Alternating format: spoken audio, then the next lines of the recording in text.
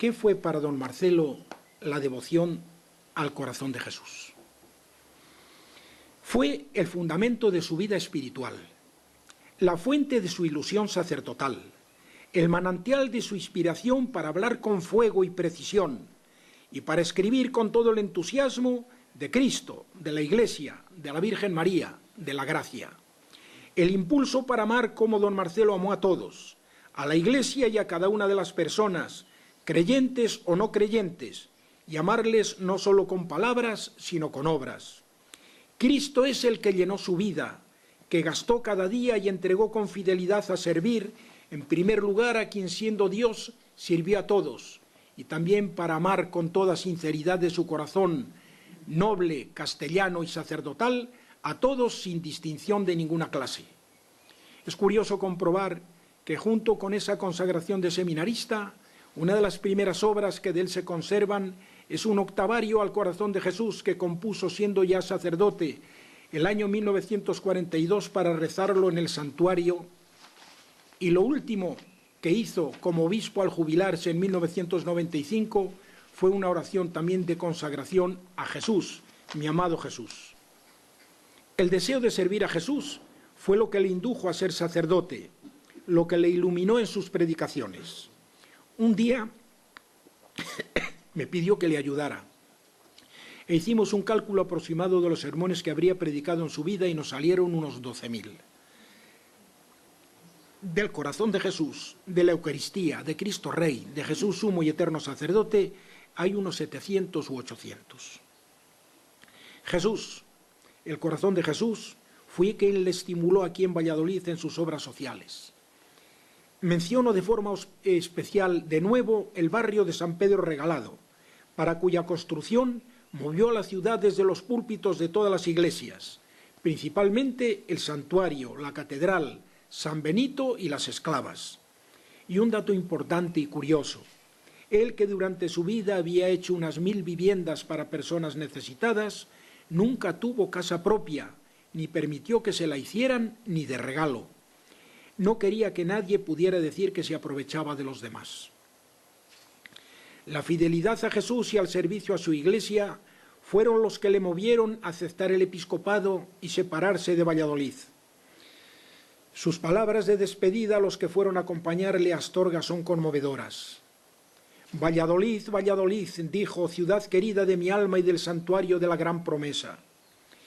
El servicio a la Iglesia y la obediencia al Papa me separan físicamente de ti, pero siempre estarás en mi corazón.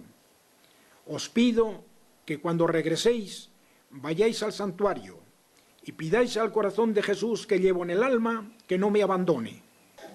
A Jesús siempre acudió para darle gracias y pedir que siguiera ayudándole durante los años del concilio en Astorga y encomendarle todas las obras en Barcelona y en Toledo, sobre todo la formación de los seminaristas y la fidelidad de los sacerdotes.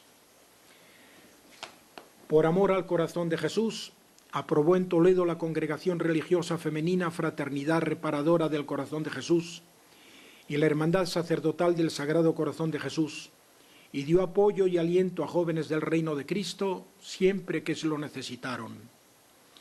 Al corazón de Jesús por fin se encomendó cuando fue aceptada la jubilación al servicio activo del episcopado, y le hubiera gustado venir a pasar sus últimos años de vida a Valladolid, precisamente para estar junto al santuario y poder rezar en él, asistir a la exposición del Santísimo Sacramento y volver a oír cantar de vez en cuando el Cor Jesu Sacratissimum de don Julián García Blanco.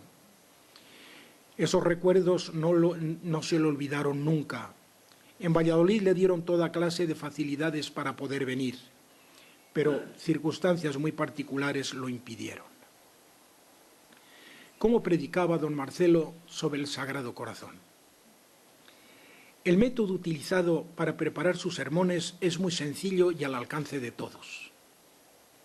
Primero, estudiar la doctrina de la Iglesia y consulta de las fuentes, que siempre eran las mismas. La Biblia, principalmente el Nuevo Testamento, los Santos Padres, las enseñanzas de los papas, los concilios y desde el año 1962, sobre todo el Concilio Vaticano II. Segundo, Informarse de forma digna de crédito de los hechos ocurridos a través de la historia y de los acontecimientos de la actualidad, tanto en los círculos más cercanos como en todo el mundo, y analizar las circunstancias concretas de las personas a las que iba a dirigirse, dialogando antes, si era posible, con algunas de ellas, o al menos con quienes las conocían directamente. Tercero, con largos ratos ante el sagrario cada día, y mucho más largos aún cuando tenía que pronunciar algún sermón especialmente delicado. Con estos tres elementos, estudio, información y súplica confiada al Señor, con la redacción de un guión escrito que hizo hasta el final, antes de hablarse un pequeño guión, y la facilidad de palabra que Dios le concedió y que él cultivó durante toda su vida, le salían unos sermones clásicos en el mejor sentido de la palabra y de la más viva actualidad, que enseñaban la doctrina de siempre, aplicada a las circunstancias de cada momento y llegaban al alma. Practicó, incluso antes de que lo señalara el Papa Juan Pablo II, el criterio para la nueva evangelización: ofrecer la doctrina de siempre, con renovado ardor, con nuevas palabras y acomodada a las circunstancias actuales.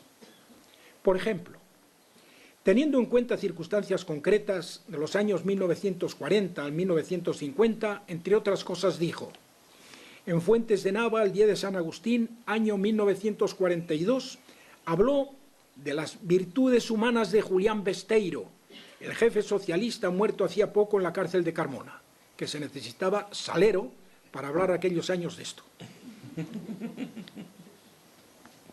Le comparó en la honradez y fidelidad a un ideal noble con San Agustín. Hay que reconocer, dijo, los valores siempre en quien los tenga, aunque no piense como nosotros. Pero tuvieron una diferencia muy grande. San Agustín fue humilde para buscar a Dios. Besteiro, soberbio, rechazó a quien iba a hablarle de Dios. En Valladolid, al año 1950, en los famosos sermones de la iglesia de San Benito, a los que ya me he referido. En Valdepeñas, Ciudad Real, el año 1951, ante la muerte de un hijo, afirmó en un sermón, y ante una madre que sufre por el hijo perdido, no hay rojos ni azules. Todos son hijos que han muerto y madres llenas de dolor con las que hay que condolerse y sufrir. Algunas piadosas mujeres no lo entendieron así y le abordaron en la sacristía para expresarle su protesta, su más enérgica protesta. Fueron sacerdotal y respetuosamente bien servidas. Claro, Señor te dice. Y circunstancias actuales eran el año 2000, en la primera semana del Corazón de Jesús, y lo siguen siendo ahora estas otras en las que también hizo hincapié en Valladolid y en otros lugares. Dolor por la situación de injusticia que sigue habiendo en el mundo donde hay guerras, la ruina moral y libertinaje de costumbres, la falta de vocaciones a la vida consagrada, familias deshechas real y legalmente, abortos cada vez más numerosos, olvidando que cada aborto buscado o consentido es un crimen abominable, utilizando las palabras suaves del Concilio Vaticano II. Aprovechó siempre la ocasión para fomentar los motivos para la esperanza, mirando el ejemplo de los últimos papas y de las numerosas personas fieles a la Iglesia, tanto consagradas como seglares, que viven profundamente su fe. Predicaba, además de con su garganta bien templada, con la cabeza y con el corazón, y necesitaba ver la reacción del auditorio para acomodar sus palabras a quienes le escuchaban. No aceptó dar los ejercicios cuaresmales al Papa. En 1993, el año en que él cumplía los 75, la edad de jubilación, y era un poco que el Papa quería ofrecerle este obsequio, porque no dominaba el italiano. Le parecía una falta de respeto ir sencillamente a leer. Necesitaba ver la cara del auditorio para improvisar, si era preciso, sobre la marcha y ver cómo tenía que cambiar los recursos para llegar al corazón. Si hubiera sido en español o en latín, dijo al señor nuncio que le transmitió el encargo, lo hubiera aceptado con mucho gusto, pero por sinceridad no aceptó.